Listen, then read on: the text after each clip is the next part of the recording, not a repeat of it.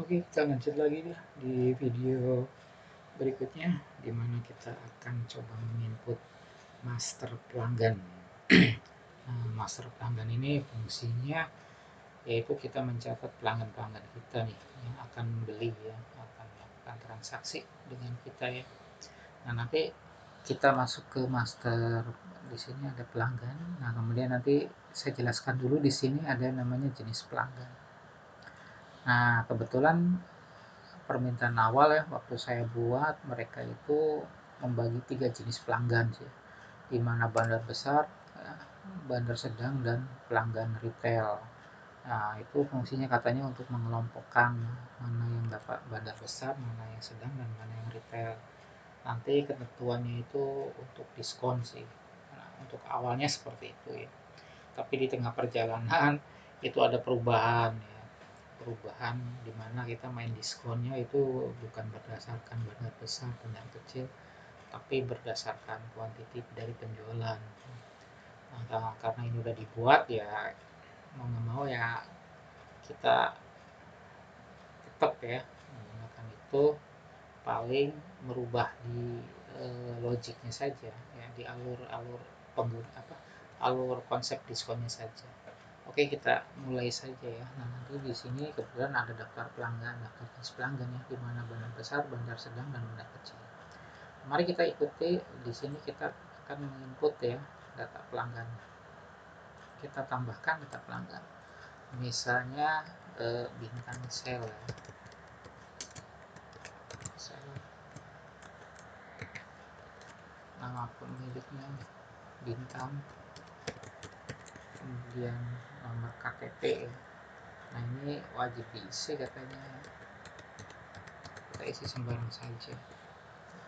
Ini karena nggak punya NPWP gitu. Nomor 31. Emailnya bintang sel bintang gmail.com. Nah, kemudian alamatnya misalnya Cirebon. Nah, ini pedagang besar, kita kemudian simpan. Nah, ini kita bikin lagi Denis Sel misalnya, namanya Denis. Ini ceritanya ada NPWP nih ya, nomor KTP-nya misalnya NPWP, nomor telepon 0231, email Denis gmail.com. Kemudian ini juga Cirebon, ini pedagang sedang, kita simpan. Nah, ini di sini ada status ini ya, keterangannya status pelanggan aktif. Nah, pelanggan aktif berarti pelanggan ini tampil di list ya. Kalau misalnya kita pilih tidak aktif, dia akan tidak tampil di list. Nah, kemudian di sini ada pelanggan semua lokasi. Artinya gini, kalau saya isi tidak, berarti pelanggan itu akan tampil di lokasi pusat saja ya. Paham ya? Maksudnya gini, jadi pada saat kita menggunakan transaksi penjualan, kemudian melihat list pelanggan ya, kalau kita isinya tidak, dia pelanggannya itu akan tampil di pusat saja. Kebetulan saya membuka di pusat ya, pusat saja. Nah, tapi kalau misalnya di cabang juga sama, dia tidak akan muncul ya.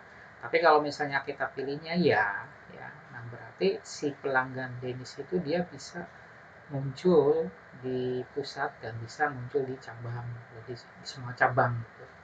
Ya, artinya Denis itu datanya bisa ada di cabang, bisa ada di pusat ya, bedanya itu ya, paham ya. Nah, dan kita simpan. Kemudian di sini ada yang namanya PSP cell misalnya, PSP. Nah, ini NPWP, kebetulan dia ada NPWP ya, pakai KTP, nomor telepon 031, emailnya PSP gmail.com, alamat Cirebon. Nah, ini pedagang retail ya. Nah, ini pedagang retail kita nggak ngasih NPWP ya, pedagang retail kecil ya. nggak kita kasih NPWP, nanti biar kelihatan gitu ya untuk nanti pada saat penjualan itu kalau yang ada NPWP dia kena 0,5 ya, kalau yang tanpa NPWP itu kena 1% ya dari total penjualan dari PPh-nya gitu ya, kita masukkan saja.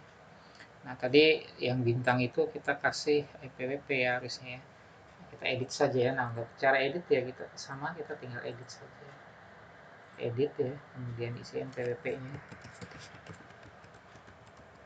NPWP itu unik ya sama dengan nomor KTP, kemudian simpan.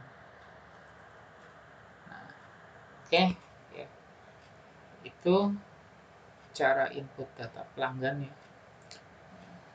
Saya hanya input data pelanggan 3 saja sebagai contoh.